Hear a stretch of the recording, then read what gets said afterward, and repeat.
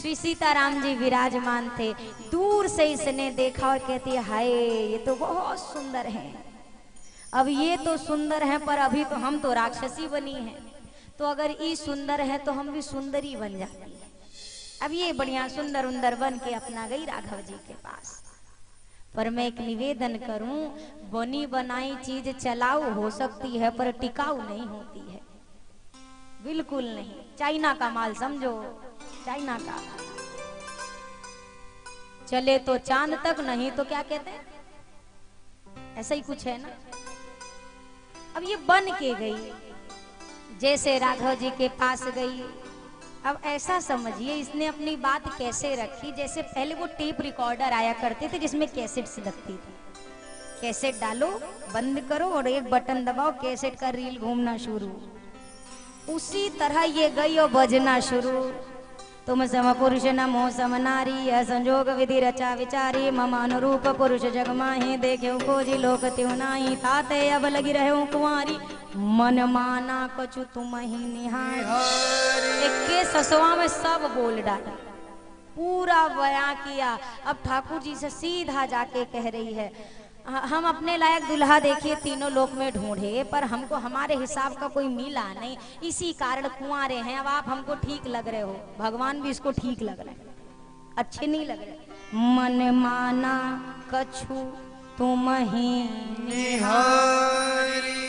अभी तक जितने मिले उनको तो देख के हमारा मन एक को नहीं माना था, पर आपको देख के हमारा मन थोड़ा सा मान गया है कि आपसे हम काम चला सकते हैं।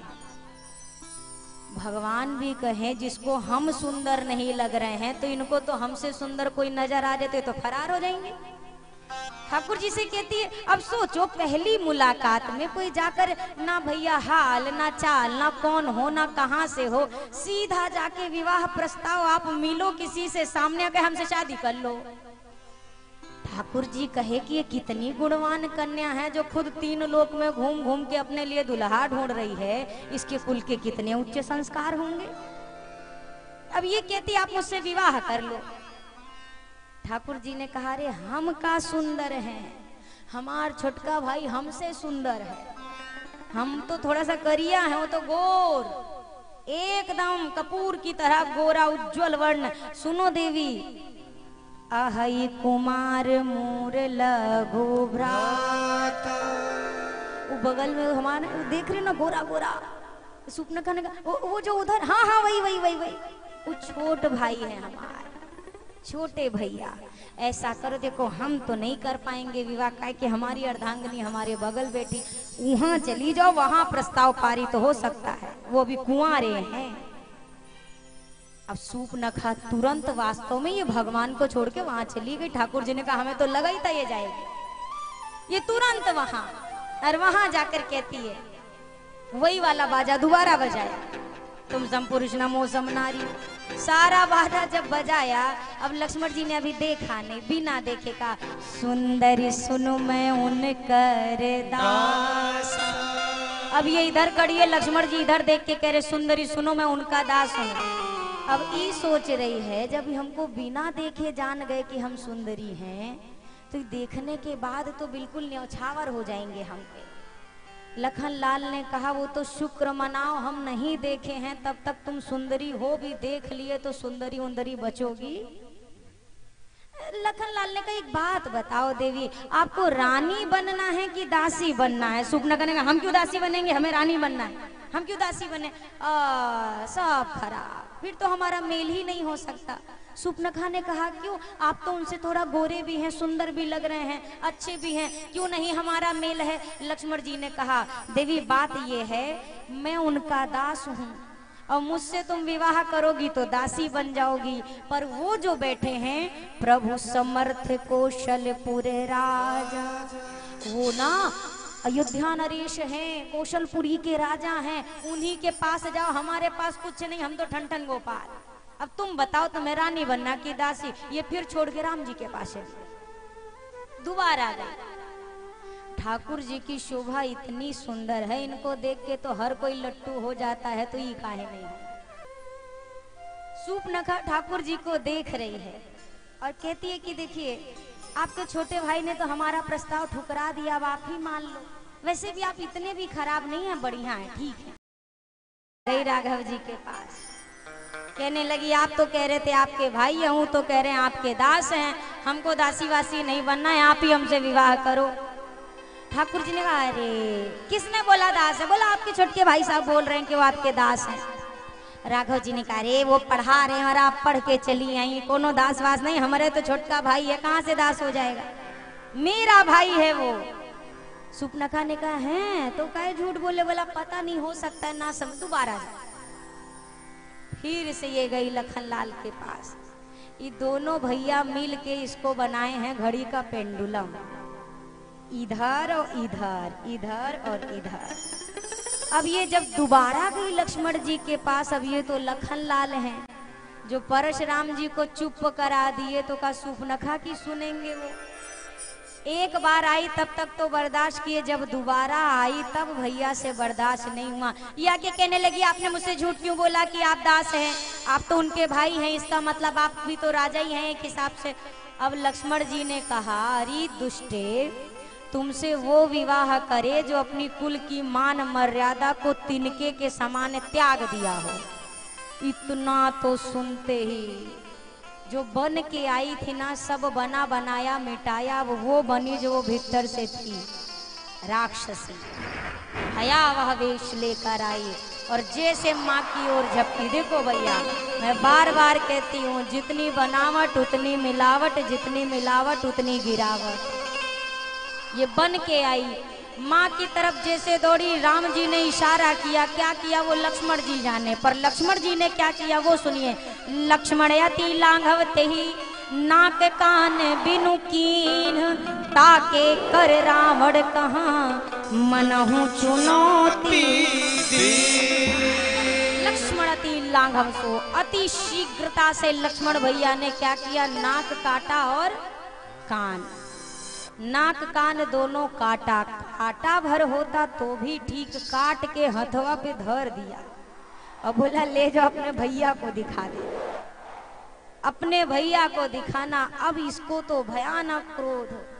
अच्छा क्यों काट दिया नाक कान? कई लोग को बड़ी समस्या होती है, जो सुपनखा के फॉलोअर्स हैं उनको बड़ी विकट समस्या होती है कि क्यों नाक कान काट दिया। वो तो बेचारी प्रेम करने आई थी, प्रेम एक लोग से किया जाए। प्रेम करना आप बताओ कोई दोष है प्रेम करने में? आपसे पूछ रही हूँ बताइए, प्रेम करना क्या कोई गुनाह है? हाँ या ना जोर से बोलिए। पर 36 लोग से करना क्या है? एक से हो तब तो गुनाह नहीं है, पर एक के बाद 2 भी हो जाए तो इससे बड़ा गुनाह कुछ नहीं। और पहली बात, संसार में प्रेम एक ही बार होता है और एक ही से होता है, जो सबसे होता रहता। एक कमरे से निकलो तो तुम हमारे प्रेम हो, हम तुम्हारे बिना मर जाएंगे, दूसरे के कमरे में जाके फिर दूसरे से बोलो नहीं नहीं हम तुम्हारे बिना भी मर जाएंगे। व्यक्ति कितना अजीब है, आदमी कितने अपनी जिंदगी को कितना हल्का फुल्का लेते, कहते तुम हमें हमारी जान से भी ज्यादा प्यारे हो। अरे शुक्र मानो कि जान बुरा नहीं मानती, नहीं कहे अगर ये प्यारे हैं तो इन्हीं को रखो, हम जा रहे हैं। और तब बुद्धि ठिकाने आ जाएगी जितने जान से प्यारे लोग हैं। प्रेम एक से होता है, जो सबसे हो रहा है इसको मोह कह सकते हो, पर ये प्रेम नहीं होता है।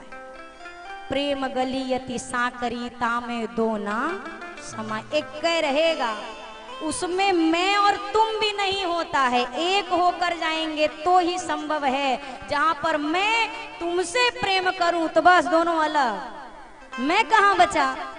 जब यहाँ है तो फिर आप ही हो, जो भी है जहां भी है मेरे में भी आप ही हो और आप में ही मैं हूं। यहाँ पर सूपनखा की नाक कान कटी, क्यों कटी? क्योंकि उसके भीतर प्रेम नहीं है। आपको मैं बार बार इसीलिए कहती हूँ, पहले कथा को स्वयं पढ़िए। मैं भी अगर कुछ कह रही हूँ तो उसको घर जाके चेक किया करिए कि देवी जी ने, दीदी जी ने सही बोला कि गलत बोला। जरूरी नहीं कि हम कोई घूंटी पी के आए और हम सब सही बताएं। हम तो कुछ गुरुओं की प्रसादी से जो मिला वो आपको सुना रहे, हो सकता है मेरा भी कुछ शब्द हैं गलत हो जाए। अवश्य पढ़िए, जाकर पठन पाठन करिए। प्रारंभ में ही गोस्वामी जी ने लिखा है, देखी विकल भई जुगल कुमार, कहीं गोस्वामी जी ने लिखा कि ये राम जी के प्रेम में पगलाई है। राम जी के प्रेम में तो पगलाए थे मिथिलापुर वासी, तो भगवान उनको मिले कि नहीं मिले? ये पगलाई नहीं है, ये दोनों भाइयों को देखकर विकल हो उठी। इसके अंदर कामुक भावना है, प्रेम नहीं है, इसकी प्रेम में वासना है। इसलिए यहाँ पर गोस्वामी जी ने साफ लिखा, और प्रेम होता तो एक से होता, ये दोनों को देखकर विकल है। और इसीलिए कभी इधर जाती है कभी उधर की, दो में से एक को मिल जाए तो दोनों पे ट्राई कर रही है। आप भी नहीं तो आप सही, आप नहीं तो आप सही। प्रेम ऐसा होता है क्या? प्रेम तो जिससे हो गया हो गया। प्रेम हमारी मैया पार्वती ने किया था। यहाँ पर सप्त ऋषि आए, कह रहे हैं हम आपका विवाह कराएंगे। किससे कराएंगे? श्रीपतिपुर वैकुंठ निवासी भगवान विष्णु से कराएंगे। और मैया कहती हैं देखिए मैं आपकी बात नहीं काटूंगी, आप कह रहे हो हमारे स्वामी में, हमारे महादेव में बहुत सारी बुराइयां हैं, अवगुण हैं, मान लिया। विष्णु भगवान गुणों के धाम हैं, ये भी मान लिया। पर अब आप मेरी एक बात मानो ऋषियों, जेहि कर मन रम जाहि सन, तेहि सन का। जिसका मन जिससे रम जाए उसके लिए संसार में उससे बढ़िया कोई नहीं होता, कोई भी नहीं। सप्त ऋषियों ने कहा अगर नहीं मिले आपको इस जन्म में तो, मैया ने कहा कोई बात नहीं, फिर मरूंगी, फिर जन्म ले लूंगी। बोला फिर नहीं मिले तो, मैया ने कहा एक दो जन्म नहीं, जन्म कोटि लगी रगर हमारी, बरऊं शंभु न तरहूं कुंवारी। कोटि कोटि जन्मों तक मैं साधना करूंगी, करोड़ों बार जन्म लूंगी, मरूंगी, फिर जन्म लूंगी, पर जब तक मेरे महादेव ना मिले तब तक मैं शांति का अनुभव नहीं करूंगी। कुंवारी रहूंगी, मर जाऊंगी, जीवित होंगी, पर किसी और से विवाह नहीं करूंगी। ये प्रेम है, ये प्रेम है, जहां पर अपना सर्वस्व न्यौछावर है। और किस बदले में? कि आप मुझे प्रेम करो या ना करो, मैं तुम्हें चाहूं तो चाहूं, तुम ना मुझको चाहना। मैं अगर देखूं तो देखूं, तुम ना मुझको देखना। तुमने अगर देखा तो फिर मशहूर हो जाऊंगा मैं आपको देखूं पर आप मत देखना। मेरी निगाह आप पे पड़ेगी तो कुछ खास नहीं होगा, पर आपकी निगाह मुझ पर पड़ गई तो खाम खा मुझे लोग मशहूर कर देंगे। ये प्रेमी है जिसको बस देना आता है। जो इस प्रेम की एक श्रेणी में सबसे ऊपर आप माँ को बिठा सकते हैं। भगवान तदुपरांत माँ। एक माँ का प्रेम ऐसा है जो जिंदगी भर आपको देती है, बदले में कुछ चाहती नहीं, कुछ भी नहीं चाहती। वो सिर्फ त्यागना जानती है, देना जानती है, आपके लिए सब कुछ करना जानती है। बदले में ये नहीं कहती कि तुम भी मेरे लिए इतना करो। नालायक से नालायक भी बच्चे निकल जाए फिर भी माँ का प्रेम नहीं समाप्त। पर ये सूप नखा के अंदर भैया मोह है, प्रेम नहीं है। सूप नखा के नाक कान कटे, ये गई खरदूषण के पास। रावण के पास क्यों नहीं गई? क्योंकि सूपनखा भी कम होशियार नहीं है, बहुत चालाक है। सूपनखा ने सोचा रावण के समान ही बलशाली खरदूषण है, अब मैं पहले जाऊंगी खरदूषण के पास। अगर ये खरदूषण का वध कर ले गए तब तो ये रावण का वध कर सकेंगे, लेकिन अगर खरदूषण से ही हार गए तो रावण तक जाने का कोई फायदा होने वाला नहीं है। ये सूपनखा अपना बदला पूरा कर रही है। कैसा बदला? रावण ने इसके पति विद्युत जिह्वा का वध किया था, तो सूपनखा ने ठाना है तुमने मेरे पति को मारा, हम तुम्हारा खानदान साफ करे बिना नहीं बैठेंगे। जब तक तेरा खानदान ना समाप्त करूं रावण, मैं शांति से नहीं बैठूंगी। इसीलिए पहले गई खरदूषण के पास। और खरदूषण मूर्खों को पता भी नहीं चला कि सूपनखा इनको ट्रायल में लेके आई है, और ये सारे के सारे चले भी आए लड़ाई करने। प्रभु की कृपा ऐसी, एक दूसरे के भीतर भगवान दिखे, एक दूसरे को मार काट के बराबर। सूपनखा ने कहा हाँ बलवान तो है, इतनी बड़ी सेना साफ कर दी। अब ये गई रावण के पास। रावण से जाकर कहने लगी इस प्रकार से राज्य संभालेंगे, त्रैलोक्य में जो भय व्याप्त है वो धीरे धीरे भैया, अरे भैया शत्रु शीश पर खड़ा है, यूं मदरा पी के पड़े ना रहो, होश में आओ। रावण ने कहा प्रवचन बाद में सुनाना, पहले ही बताओ ये कटवा के कहां से आई हो, ये सुंदरता कहां से मिली। अब कहने लगी अब मेरी नाक गई सो गई, पर अपनी नाक बचाओ तुम, हमारी तो गई, तुम्हारी बची है तो जो बची है उसको बचा लो। कहने लगी भैया जंगल में पंचवटी की ओर मैं गई थी, 2 राजकुमार आए हैं, एक जो सुंदर स्त्री है, इतनी सुंदर भैया पूरे संसार में इतनी सुंदरता कहीं नहीं, और वैसी स्त्री को जंगल में नहीं आपके महलों में होना चाहिए।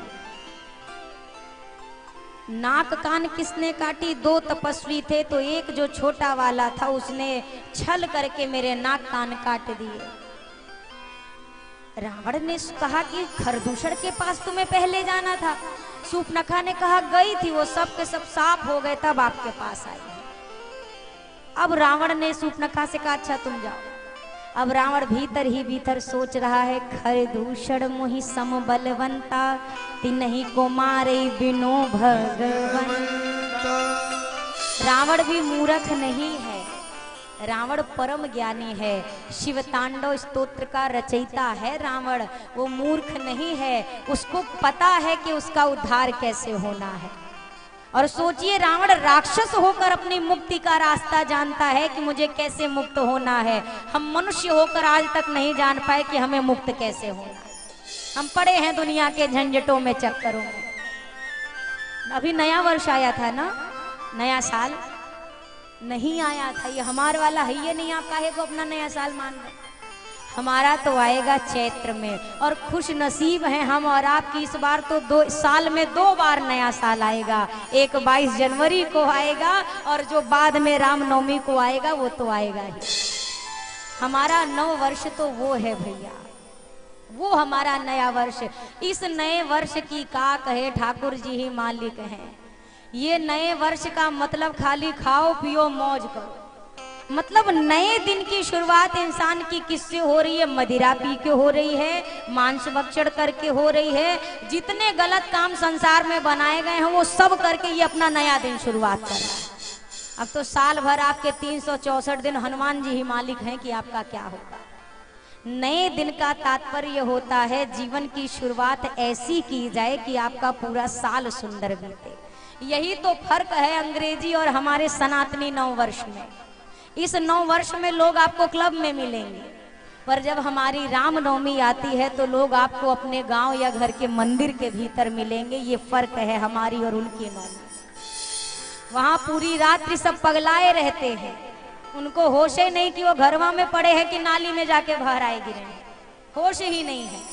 और ये जब नवमी आती है तो 9 दिनों तक जो उत्सव चलता है उस आनंद की बात ही कौन कहे। अब तो वो आनंद 4 गुना हो जाएगा जब राम लला हमारे विराजेंगे। वो आनंद तो अब वाणी का विषय ही नहीं है। रावण तक जान रहा है कि मुझे क्या करना है। रावण अपने आप से कहता है क्या करूं, भजन शुरू करूं क्या? रावण उठाओ माला और जाप करना शुरू करो। फिर कहता है इस तामसी शरीर से माला जपी जाएगी, संभव नहीं है। प्रेम करके नहीं पा सकता तो बैर करके प्राप्त कर लूंगा, बैर करके पाऊंगा। देखिए भगवान को पाने का एकमात्र तरीका नहीं है, एकमात्र नहीं है। लोग कहते हैं कि कंस वंश का उद्धार कैसे हो गया, रावण का उद्धार कैसे हो गया? अरे कैसे नहीं होगा। कंस कोई भी काली चीज देख लेता ना तो उन्हें हमारा कनुआ याद आ जाता था। वो दाल में अगर वो जीरे का छौंक देखेगा इसमें भी काला है, बिस्तर में अगर काला कंबल इसमें भी काला है। 24 घंटे जो कन्हैया की याद में डूबा हो उसका उद्धार नहीं होगा तो किसका होगा? रावण को 24 घंटे इस दिमाग में राम बैठे हैं, भले शत्रुता से बैठे हैं पर यहाँ राम बैठे हैं। ये शत्रु भी इसीलिए तरे क्योंकि इनके हर एक शब्द में उस राम को छोड़ूंगा नहीं। जितनी बार राम कहा उतनी बार उन्होंने उनको याद किया। इसीलिए तो हम प्रेम करके नहीं तर पाते, वो बैर करके तर गए क्योंकि उन्होंने शत्रुता भी ईमानदारी से निभाई। हमारे प्रेम में भी दोगलापन है, हमारे प्रेम में भी एक तरफा दोगलापन है। हम कहते कुछ और हैं, करते कुछ और है। लेकिन रावण ने जब शत्रुता ठानी तो अच्छे से ठानी, अच्छे से ठानी। रावण ने अब विचार किया, जाऊंगा वैदेही का हरण करके लाऊंगा। कई लोग प्रश्न करते हैं कि रावण मैया को किस दृष्टि से देखता था। रावण मैया को मां की दृष्टि से देखता था। सुनत वचन दस शीस रिशाना, मन महु चरण बंदी सुख माना। जब रावण हरने गया मैया को, मारीच की अभी मैं बीच में चर्चा करूंगी मारीच की, जब हरने गया तो सब मैया ने उसे बहुत सारे अपशब्द कहे, उसको खूब फटकार लगाई, खूब डांट लगाई कि ऐसा वेश धारण करके ऐसा आचरण करते हो, तुम्हें लज्जा नहीं आती। जब ये कठोर वचन मैया ने कहे, ऊपर से रावण ने अभिनय किया क्रोध का और भीतर से रावण ने माँ के चरणों में प्रणाम किया। क्यों? कि माँ, वैसे तो मैं यहाँ रहूं तो राम जी के बाणों से मेरा उद्धार हो जाएगा, पर यहाँ अगर मरूंगा तो सिर्फ मेरा उद्धार होगा, पर मेरे लंका में जो बात नहीं है, इसीलिए उनके उद्धार के लिए जगजननी आपको लंका चलना होगा, ताकि आपके लिए राम जी लंका आए और मेरे सारे परिजनों का भी उद्धार करें। ये भाव रावण का। मारीच के पास पहुंचा, मारीच के पास जाकर कहने लगा रावण, मामा मारीच के चरणों में भांजे का प्रणाम स्वीकार हो। अब मारीच भी आंखी खोल के देखे, जो रमणवा एक शब्द मीठा नहीं बोला, आज मामा कह रहा है हमको, इसको आज होश आ गया कि हम इसके मामा जी हैं।